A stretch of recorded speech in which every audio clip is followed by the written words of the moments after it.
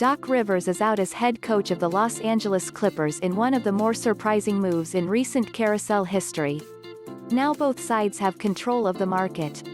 The Clippers become one of the more desirable jobs in recent NBA history, and Rivers becomes one of the most accomplished free agent coaches the league has ever seen.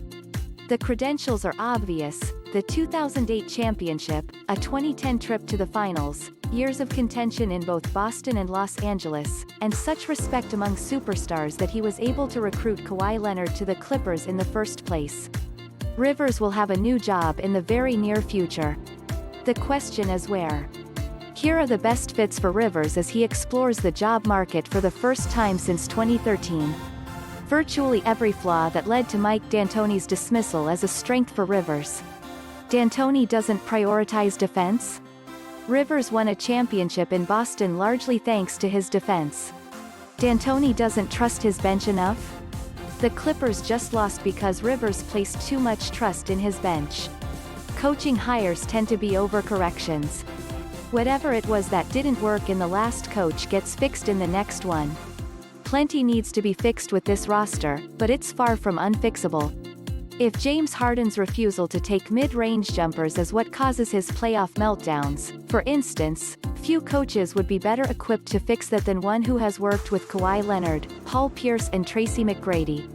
If anyone could rein in Russell Westbrook, or convince Harden to move off of the ball, it would be Rivers. Players listen to him.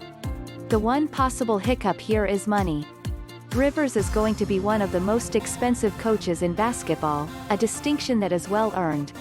But the Rockets are headed for the luxury tax next season, and their owner, Tilman Fertitta, just took out a $300 million loan to keep his businesses afloat during the coronavirus pandemic.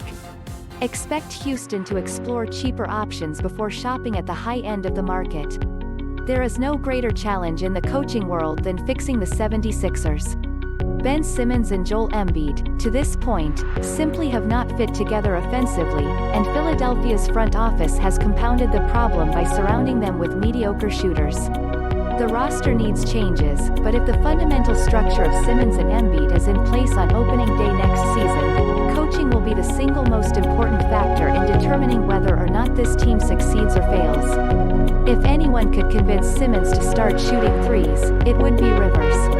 If anyone could get Embiid into killer shape for an entire season, it would be Rivers.